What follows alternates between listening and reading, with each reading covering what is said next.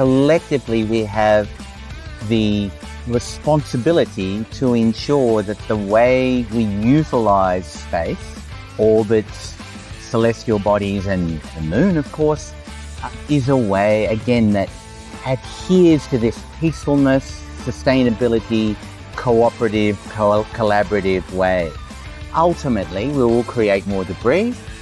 We will contribute further to this degradation of the environment of space. There are no winners in a war in space. And so wonderful to have you here. Thank you. I've known you for a number of years now. I've been wanting to talk to you on an interview for about 2 years, I think it is. Finally, we've made it happen. Let me just tell the world a little bit about you, the world outside of this space world who may not know you. You're one of the world's, if not the world's, foremost authorities on space law and international law. Emeritus Professor of International Law at Western Sydney University, and you also served as Dean of the Law School there, Professorial Fellow at Bond University, and you hold visiting or adjunct positions at universities in Copenhagen, Vienna, Toulouse, Hong Kong, Montreal, Kuala Lumpur, Mumbai, and London. I'm just coming up for air. Before academia, you spent 20 years as an international commercial lawyer and investment banker. And so that was the setting the scene. You have, and it still continues, a specialist space law firm, Azimuth Advisory. You sit on the World Economic Forum's Global Future Council on the Future of Space. You're a member of the Abu Dhabi Space Debate Strategy Council. You've advised the Australian, New Zealand, Norwegian, Malaysian, and many other governments on national space legislation and policy. You represent Australia at the UN Committee on the Peaceful Uses of Outer Space, UN COPUS, and you chair the working group on legal aspects of space resource activities. In 2022, you received the International Institute of Space Law's Lifetime Achievement Award, the highest honor that institution bestows. You are so many things. I don't know how you do it all. Oh. But we are very lucky to have you. Thank you. And in your wife's words and Donna's words, we need you because you need to look after our moon. Oh, Thank how you. lovely. Thank you so much, Stephen. Oh, it's so nice to be here, Lisa. I know we've talked about speaking for a couple of years, so here we are. It's wonderful. Here we are.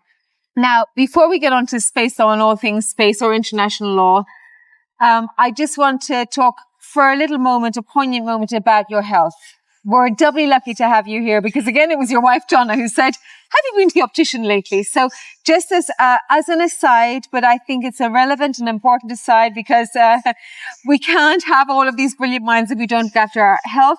So in your own words, tell us what you want. Well, I mean, the first thing that people will see is that I'm wearing an eye patch. And please, I don't want everybody to look just at the eye patch. I'd rather they listen to what we do. But yes, I did a regular optometrist check maybe 2 months ago. And the optometrist, who was very diligent, said, there's something funny there. And he sent me off to 1 and then 2 specialists. They did ultrasound. And ultimately, 1 in a million, they found a melanoma in my right eye that, no symptoms. I'm feeling fantastic. I still feel fantastic. But it was at a relative... That's the scary thing. You had no symptoms. Absolutely no. And it was at a relatively advanced stage, which in a sense meant that the options to deal with it were more limited. Radiation would not have worked. There are no drugs. Taking a biopsy has its own risks. And so ultimately, although this sounds crazy, the best option is to remove the eye. But before they did that, they had to, because it's a melanoma aggressive. I've learned all of this in the last two months. They had to, make sure that it hadn't metastasized because, of course, that would be a far more sinister scenario. Thankfully, there were a couple of days of, biting one's nails, but thankfully it hadn't. And therefore, I had the eye removed. Here's a new word. The process is called enucleation. never heard of that word before, but enucleation. It's about 5 weeks ago now. Assuming it's all healing well, which it seems to be, in about a month's time, I will go back in Australia. I'll see an artist. He will sit down and hand paint on a little sort of tap, a replica of my eye or anything else I want, but it'll be a replica of my left eye, although I might add the odd moon in the corner. Sort of complex. Isn't that incredible? Someone hand painting that, and so I will have then a prosthetic eye. Obviously, I won't be able to see out of it, but for all intents and purposes, when we speak again next year, I'll look as I did before. But it's a great experience. You've got choices when these things happen. I know, Lisa, you've done unbelievable work when it comes to cancer. And I'm sure you've come across people who have had choices. You can either be in denial, or you can feel sorry for yourself and get into depression or become incredibly needy, or you just realize that you're incredibly lucky. And I feel I'm incredibly lucky that, all is fine. Of course, I've lost my eye, but golly, 2 weeks after the operation, I was chairing at the UN for 2 weeks. For the first 10 minutes, crazy. The 110 countries probably were staring at my eye patch. But after that, it was business as usual, because they probably weren't staring. They were just probably thinking, how do you do this, Stephen? Well, how do you do this? I mean, it's an attitude. You're surrounded by lovely people. It's an attitudinal thing. But the golden point here, and I'm sure you've reinforced, is for everybody, just do those boring, regular checkups, because, this was just a boring, regular checkup that you always put off, right? Because you've got other things to do.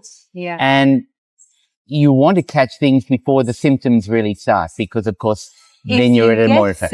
If you get symptoms. Which is the other part. Yeah, I think ultimately I'm told in about a year or so from now, I would have started getting, as the melanoma spread around the entire eye, you can't see it, except, I probably would have got massive pain, and then something would have been, but who wants to go through that, Well, Stephen, thank you. Thank you for explaining that to us. We are so lucky to have you. Well, I'm lucky I'm obviously lucky to be here, but it's great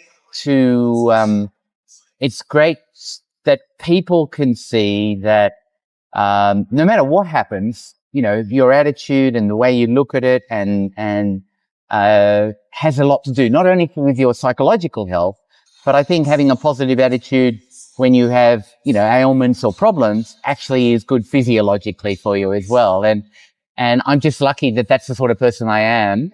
But if I wasn't, those around me who love me would have made me be like that anyway. So, Well, thank you. And thank you also. The reason I wanted to talk about it is because I wanted you to underline we all should do those health checks and those scans. So let's get on to law. My mother's trying to call me. I'll just cancel that call. Please say hello to me. I will after the, here she is again. She has to try twice because she thinks I haven't picked up the person.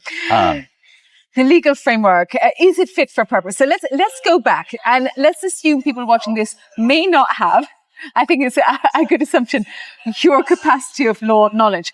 We're going to start in 1967 when the Outer Space Treaty was written. It was written in the time of the Cold War. There was two superpowers there. So talk to us about the development of space law since about 1967 and what that law says. Yeah. So, of course, space is an incredible domain. There's been a lot of interest in space for a long time. But initially, once we started developing capabilities, and that really, in a sense, started with, even in the Second World War, with the V1 and V2 rocket programs developed by the Nazis, others saw that rockets then could become an incredibly important part of strategic and military capabilities. The end of the war, the victorious parties went around and grabbed as many of those scientists as they could, because we immediately went from one type of war into another type of war, the Cold War, the geopolitics there, military and strategic capabilities were seen as important. And space and rocket technology was seen as a new and important part of that strategy. And so immediately, the major powers, particularly the United States and the then Soviet Union, began looking at their rocket technology with an idea, firstly, to align it with missile technology and military use. But then ultimately, after 1957, the year I was born, when we had Sputnik, which was the first human-made object to go into Earth orbit. Once you've got things in orbit, then that opened up possibilities for a whole range of other things, although still very much seen initially with military eyes, but communications and remote sensing and, locations and things like that. And so almost immediately after Sputnik, people realized that space technology was real. We had to work out what space was from a legal perspective. That's a very good point. What is space legally? Because it's interesting. Before Sputnik, there'd been a lot of, theoretical discussion about how far does a country's sovereignty extend, right? Because what is the answer to that? Well, the answer is we don't know the answer, but that's a political answer. So obviously in sovereignty, a country has sovereignty over its land, its sea, its airspace. It can control what happens. And people speculated that our sovereignty, before Sputnik, the sovereignty perhaps extended forever above the country. Sputnik came along, this object which was flying an elliptical orbit, say between 300 and 400 kilometers above the Earth, obviously going over other countries. And nobody said, get off my land. Nobody said, you need my permission. And so everybody realized, they mightn't have liked it, but everybody realized that, hey, this thing that we now call outer space is different from a legal perspective than airspace. Airspace, I can control. My national law applies. The national law here in Luxembourg applies to the airspace above us. We can control, Luxembourg can control. Above airspace is outer space. So where is airspace ending? Well, that's the question. As soon as that realization took place that we've got two different types of legal frameworks, one can be controlled from below and it is within sovereignty and one is not, the obvious question is, well, where's that demarcation? We need to know where Luxembourg ends and the neighbouring country begins, for example, different laws. And that question has been debated forever and you still cannot agree. It can be anywhere. The countries can agree. It could be at a certain point, let us say 100 kilometers above the Earth, which is what some countries use for their domestic purposes. But we don't have agreement. Why don't we have agreement? Purely for political reasons. Because once you set a line where sovereignty ends, let us say at 100 kilometers, right? That means if I do something above your territory at 98, then I'm clearly breaching international law. I'm breaching your sovereign rights. And so those with the capability to do things above didn't want that hard, solid line. And still, every year at COPOS, at this committee at the United Nations that we discuss space and space law at, whenever this issue comes up, you'll find less developed space countries saying, we need to know where this boundary is. We need to protect our sovereignty. We need to have certainty. And then you'll have the more capable countries from all alignments, so not just the Western country, saying, we don't need to know. Nothing turns. Space still works. We don't need to know. And it's really a political decision. And so we don't know where that line is. So let's just talk a little bit about what's above that line, which is an increasing number of satellites, huge numbers of satellites. And there's all sorts of problems with satellites, for good and bad. Yeah, exactly. I mean, you can go in any direction here with satellites. What is the space law for satellites? Let's say, well, we have SES here in Luxembourg. If some company based in Luxembourg, headquartered in Luxembourg, wanted to put a satellite up there, what laws govern that? That's a really good question. So as I said, national law does not apply. Luxembourg law does not apply to space. It will obviously apply to Luxembourg nationals who want to go to space, or if the government itself.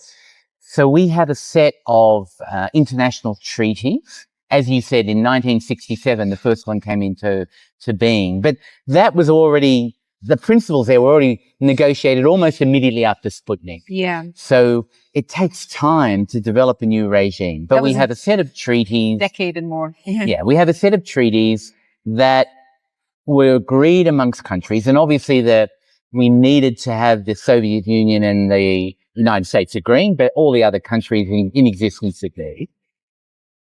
That was about space, state activity, country activities in space, but also contemplated at the time that non-governmental entities, so companies or entrepreneurs, would also want to go to space. Yeah. They themselves are not governed by treaties, because treaties are just about the countries. And so, without wishing to sound convoluted, the treaties say to Luxembourg, who is a party of the treaty, okay, if any Luxembourgian entity wants to go to space, you have to make sure they do the right thing. You, Luxembourg. And part of that would require you, therefore, to, before they go to space, to come to you and you monitor them, you assess them, and if you think they're okay, you authorize them to go to space.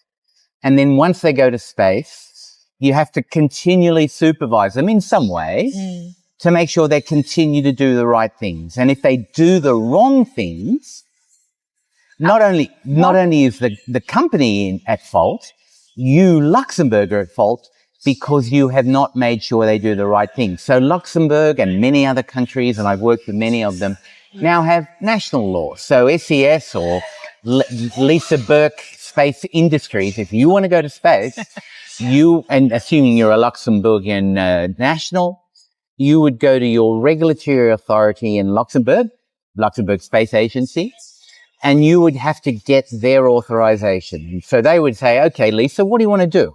What's your technology? What's your mission? What's your heritage in space? Who are you? Who owns you?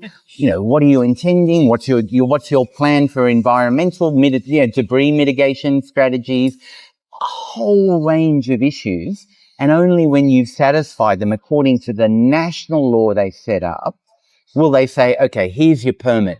You go to space. Then you launch your satellite from wherever it gets launched. You're in space.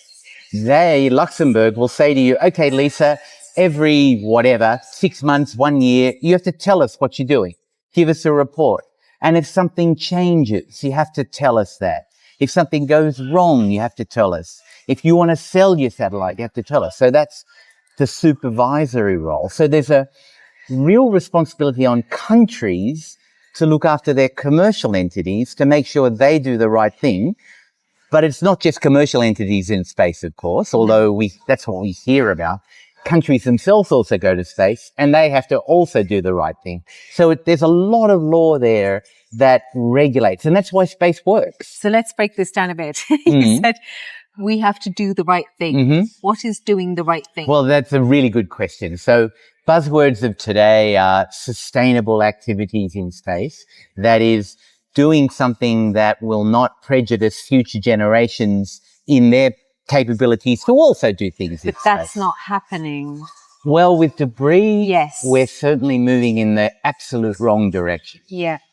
Space debris, and debris takes many forms. It can be small fragments, it can be large, dead satellites, whatever, but they're all traveling in orbit at incredible speeds, somewhere between 7 and 15 kilometers per second. So that obviously the kinetic energy they generate in a collision is a disaster. If they collide with another object, you create more debris, and the danger is this cascading effect. That if we go down that direction, if we continue with essentially a business as usual case, we run a great risk of going to a point of irreversibility with this cascading effect. Space becomes, in a sense, unsustainable, not only for human presence, because obviously that would be dangerous, but for any presence. And literally we go back to the dark ages. So doing the right thing is about trying to minimize those risks. It's about peaceful uses of space. Now, it's easy for me to say that. We know space has been used since day one, not only for civil and then ultimately for commercial uses, but also for military uses on Earth. Every military in the world is reliant on space, would not engage in any activity without space. Okay, that's a given. Some would say an unfortunate given. But what we have to avoid is moving from that, if you like, militarization of space to a weaponization of space, to thinking of space as an area where we can conduct conflict, because ultimately we will create more debris. We will contribute further to this degradation of the environment of space.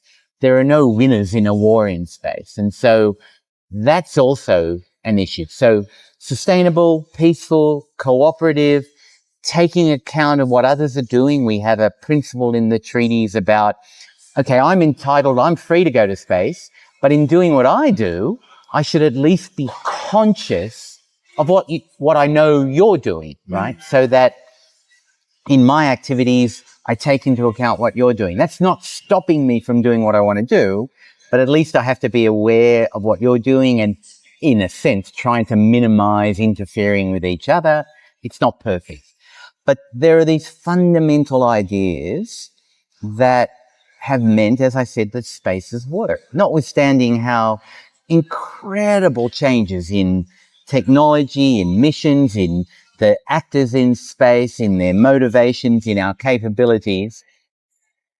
Since Sputnik, space continues to work. It has generated unbelievable benefits for all stratas of society in every country. You know, I always say space touches every person on the planet, and it does in different ways. But if we get it wrong, every person on the planet suffers. And that's why it's so important. And the work you do is so important.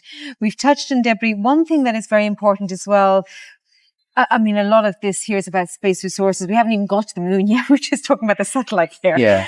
And there are so many questions to be answered. But one voice that we don't hear from so often at these events are those scientists who are the cosmologists who don't want the satellites there. They want to look out into deep space. So who's protecting that sky at night to see beyond that? And another major issue. There's an expression, dark and quiet skies, that no doubt you've heard of, that is more and more pushed, not just now by the astronomical community, but by a much broader sector of civil society. That's part of the discussions that are going on. It's really fraught, because part of the reason we are losing that dark and quiet skies, your children, your grandchildren will not see the sky that you saw when you were young, right? And now if you're in a quiet zone and you stare at the sky, you will, whereas maybe 10, 15 years ago you might see the odd satellite, you will see many satellites. And the astronomical community is saying that interferes, and it does, with our exploration of space. But, space is a lot of vested interests that aren't necessarily compatible. And so you have commercial interests and you have philosophical interests saying we need to put more in space to allow greater capabilities, et cetera, but there's always a cost.